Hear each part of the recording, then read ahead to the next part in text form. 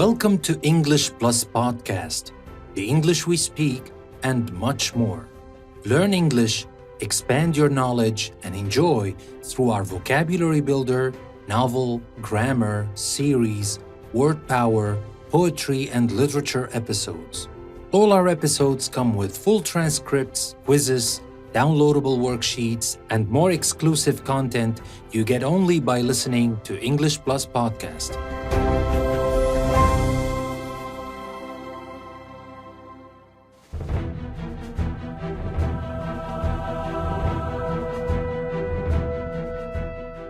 Last time on Long Way From Home, George was surprised to see Pamela in the ladies' room with the owner of the company, who was trying to take advantage of her.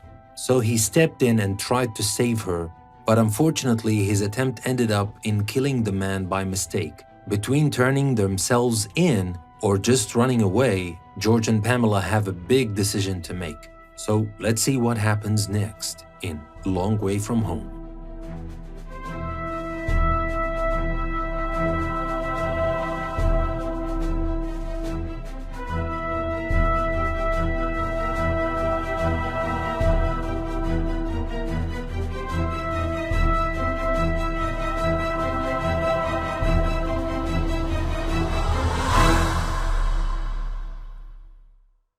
Long Way From Home, Chapter 3.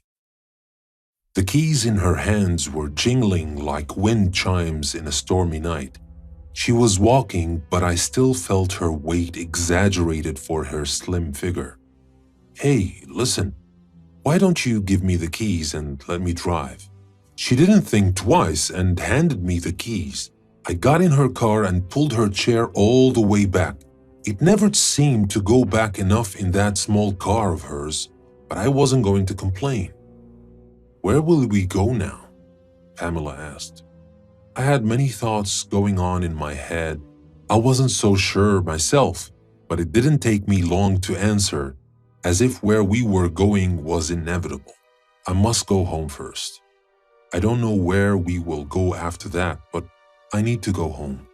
We may have to go away for a while. I want to see my kids and get something before we go on our way. Pamela did not argue as I thought she would, and she asked no questions along the short road leading to my apartment. When I looked at her, I didn't see the natural, inquisitive look of someone going to a place for the first time. She looked as if she had taken up the trip with me every day.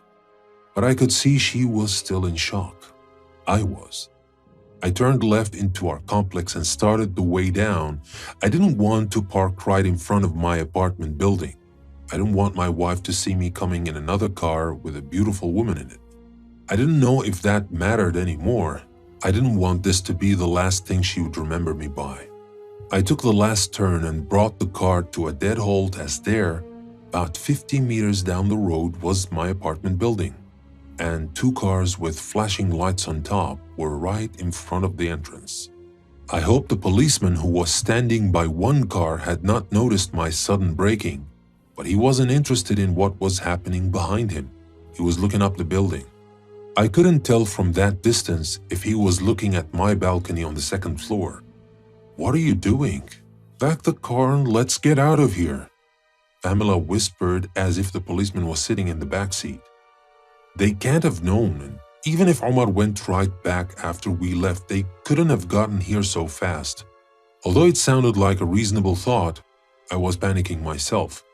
I had never been in a situation where I had to deal with the police my whole life. "We can't stay here. Park the car or leave. Don't stay like an idiot in the middle of the road."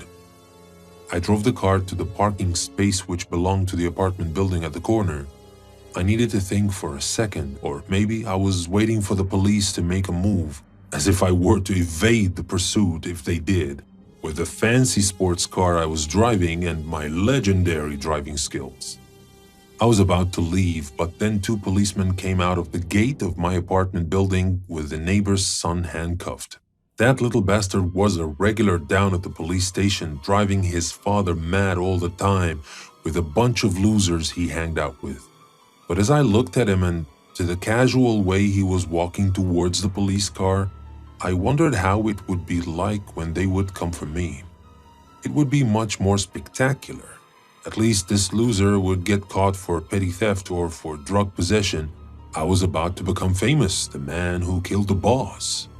It was a relief to see the police car drive away past us, taking the scoundrel with him. I turned off the car, took the keys out of the starter, and got out. I made a few steps towards my place, but I noticed I was holding the wrong keys. I went back to the car, leaned in the open passenger seat window, handed the keys to Pamela, and I know what that might mean, but I wasn't sure anything went the way I planned, so what difference would that make? I'll be back in 5 minutes. If you see anything suspicious, drive away from here and meet me at the gas station down the road. Pamela said nothing as she snatched the keys from my hand. The building was so quiet as usual. The arrest was uneventful after becoming a familiar scene. I opened the door and went into my study and closed the door behind me. I could see my wife was watching TV and she would wait for me to put my stuff in the study and come back to sit with her. John and Elsa were in their room studying. I looked around me at the workstation I had been building for years, saving up money to invest in my own future business as I dreamed I'd have one someday. Now all that future was history, and all those computer parts, books, and gadgets littering my study like autumn leaves were silent, looking at me, neglecting them, and going straight to the safe where I grabbed the money I had stashed in there in case of an emergency far less serious than this one. I looked for a while at my gun before I stashed it in my backpack. I took one of those papers on my desk and wrote a note on it.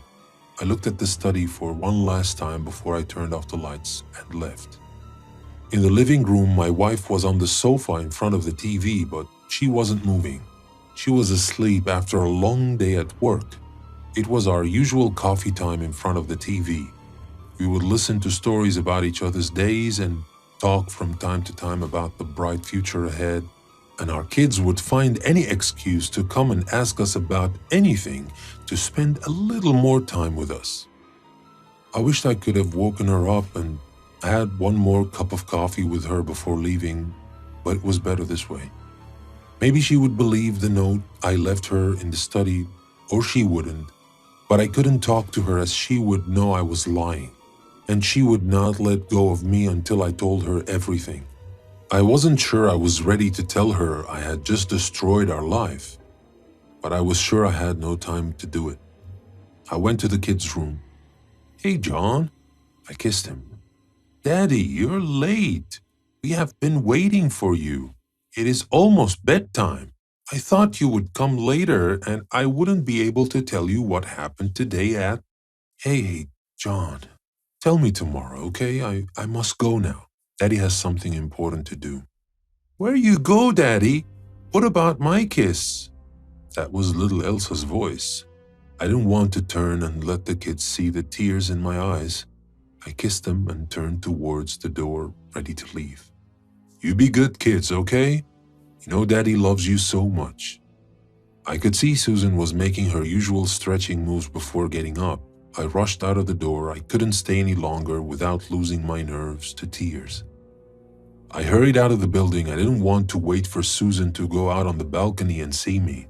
I could hear the door of the balcony getting opened, so I ran along the way to get to the car as fast as I could.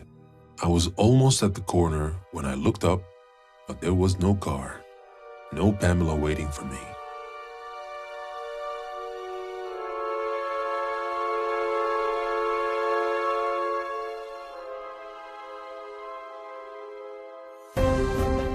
Support English Plus Podcast by becoming a patron of the show on Patreon. Use the link in the description and become a patron of English Plus Podcast. There are many benefits to becoming a patron of our show, so what are you waiting for? Click the link and check them out on my Patreon page. But above all, support English Plus Podcast and help our free e-learning journey continue.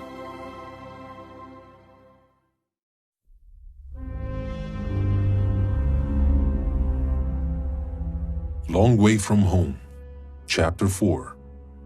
What was I supposed to do now? She could have gone to the police. She had her phone with her, and I left her the keys as a fool. I had no choice but to move away from my apartment building.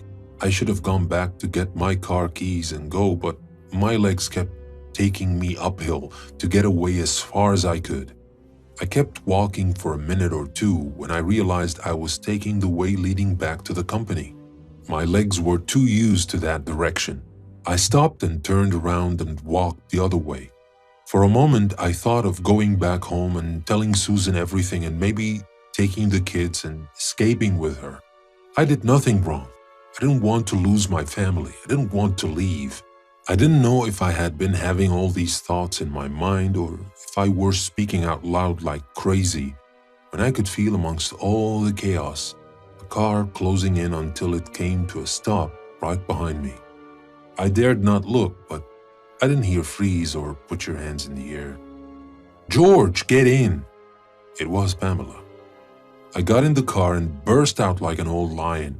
Where the hell did you go? I told you to wait. You what? I am into this because of you. You do not understand who I am leaving behind. A hair back from my house is worth 10 Pamelas. I put it all behind. What were you thinking? Did you feel like taking a ride? Well, maybe we can go downtown by the police station, say hi to the guys down there who are probably looking for us now. How about that? My voice was so loud I couldn't hear what she was saying back, but I didn't feel like getting interrupted by the woman who stole my life away from me.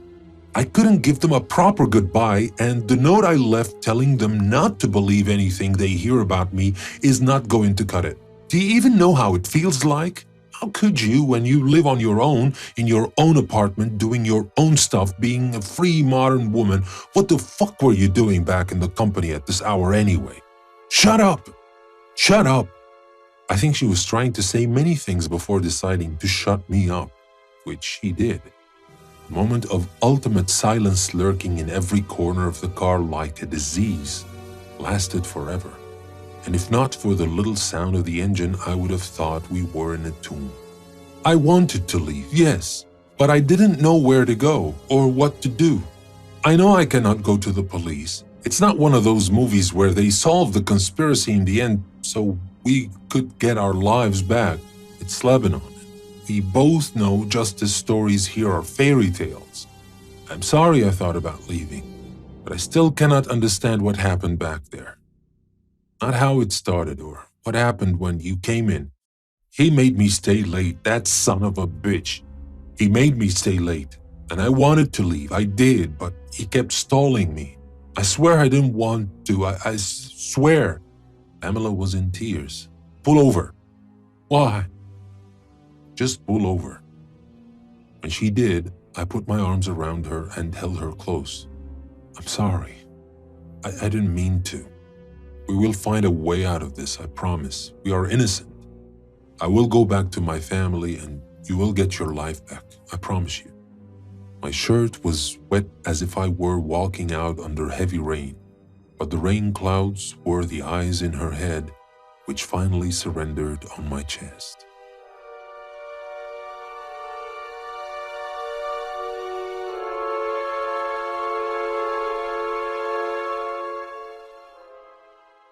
And now for our exclusive interview with Pamela. Pamela, thank you very much for agreeing to be with us in the show. And I know you're not going to like most of my questions, but I have to ask you these questions because our listeners are eager to know what really happened that night. I know my first question is probably the worst and the last thing you want to hear now, but for our listeners, I have to ask. You sound like a clever woman. How come you couldn't avoid that situation back in the company? Why didn't you leave before he cornered you in the ladies' room? I know that's the first thing you will ask, and I know it's hard for you to believe that I didn't want to be part of the whole thing, but that's the truth. When the boss asks you to stay late, you have to stay late, and I'm not going to lie to you and tell you I didn't know what that meant, but I thought I was strong enough to ward him off and leave. I didn't expect him to follow me to the ladies. When he came in, I tried to escape, but he blocked the way, and you probably know the rest of the story. Oh, yes, unfortunately, I do. Now, what about what happened later? Do you think George kind of overreacted? I mean, he could just take you and leave without having to kill the man, don't you think? What are you trying to say? He did this on purpose? Is that what you think? It's not about what I think, Pamela. It's about the truth. Well, here is the truth for you.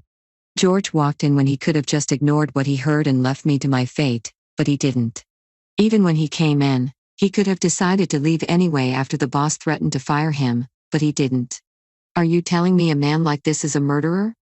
No, please don't get me wrong.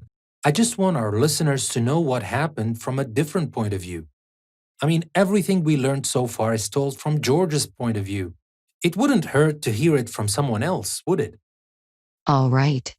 Everything happened so quickly and I didn't see it as fast as George did, but Rachidi was reaching out to his gun, and George acted instinctively. There was not time to think about anything.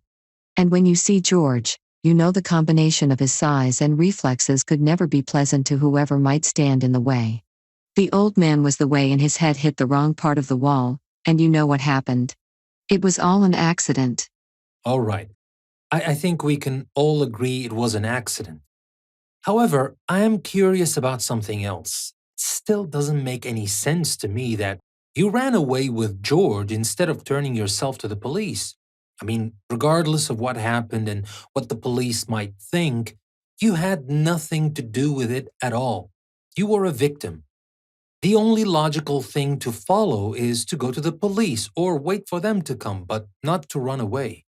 You have completely condemned yourself. Did you want me to leave George face the whole thing and I could act as if nothing happened?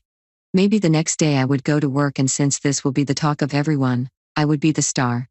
Do you really think I am that indifferent or insensitive? The man saved my life. I owe him everything. Well, that, and your getting out of the ladies in the wrong time when the guard came didn't help. Yes, that too. But I also acted on an impulse. But that was what happened and there is no way I could change it now. But you did try to leave George on his own in this mess and drive away. Where were you going? Well, the thought of going to the police did occur to me. Maybe I was going to leave him behind, but I couldn't do it. Why? Is George anything more than just your savior? I mean, the man is married and he has 2 children. What are you trying to say? There is nothing between me and George. I have always respected him as a colleague. That's all. Maybe because he is one of the few that didn't look at me the way almost everybody else did. What do you mean? He is a gentleman. I always saw respect in his eyes, not like the others who kept looking at me trying to figure out what I would look like naked. Well, please don't get me wrong.